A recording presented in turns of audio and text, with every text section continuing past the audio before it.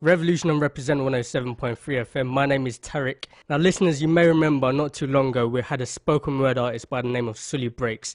Came down, dropped a live session, and a lot of you were excited about that. I was excited this morning when I opened up a package, had no idea what it was. Opened it up, put it in the player, pressed play, and it totally blew me away. It's his brand new piece from his brand new The Dorm Room EP. I'm gonna have to let spoken word do what it does best and let it speak for itself. Brand new Sully Breaks.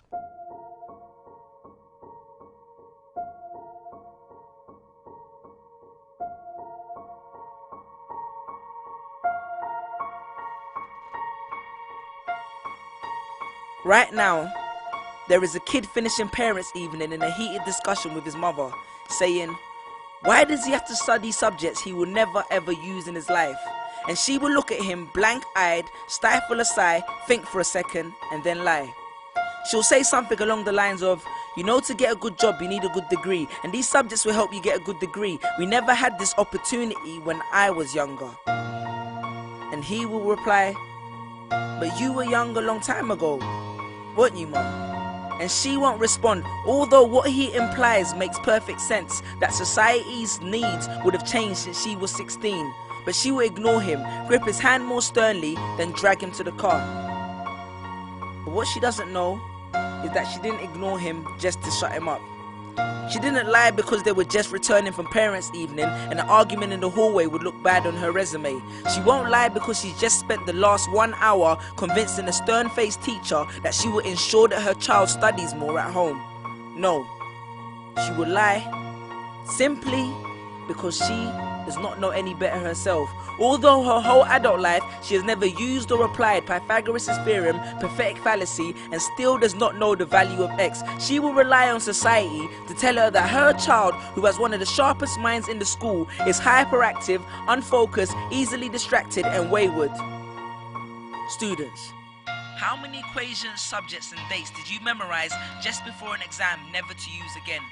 How many A grades did you get which were never asked for when you applied for a job? How many times have you remembered something 5 minutes just after the teacher said stop writing, only to receive your results 1 month later to realize that you were only 1 mark short of the top grade? Does that mean remembering 5 minutes earlier would have made you more qualified for a particular job? Well, on the application form it would have. We all have different abilities, thought processes, experiences and genes. So why is a class full of individuals tested by the same means? So does that mean Sherelle thinks she's dumb because she couldn't do a couple of sums? And if this issue is not addressed properly, it then becomes a self-fulfilling prophecy. Then every school has the audacity to have a policy on equality. The irony. Exams are society's methods of telling you what you're worth.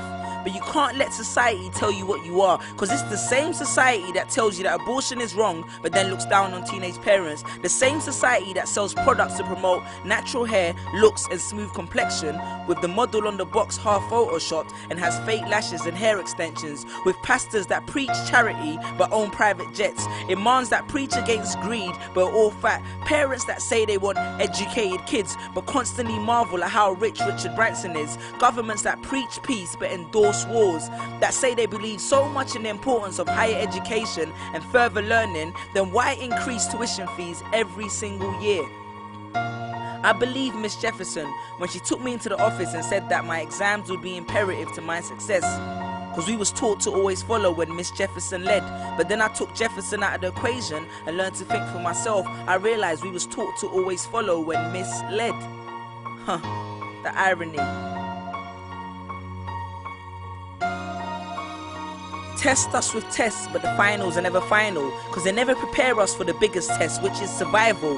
And what I suggest is fairly outlandish, so I do not expect everyone to understand this, except for the kids who knows what it feels like to be worth no more than that D or that A that you get on results day, and the ones whose best stories were never good enough for the English teacher, because apparently you missed out key literal techniques, did not follow the class plan, and the language was too informal for him to understand. But then he'd reference Hamlet and Macbeth, and you'd fight the urge to express your contempt by partially clenching your fist with only your medius finger left protruding in the middle of your hand, and then asks if he was aware that Shakespeare was known as the innovator of slang, or the kid at the back of the class who thinks, why am I studying something that doesn't fuel my drive? But then when confronted with a maths problem, his eyes come alive. So this one is for my generation, the ones who found what they were looking for on Google, the ones who followed their dreams on Twitter, pictured their future on Instagram, accepted destiny on Facebook. This one's for my failures and my dropouts, for my unemployed graduates, my shop assistants, cleaners and cashiers with bigger dreams, my self-employed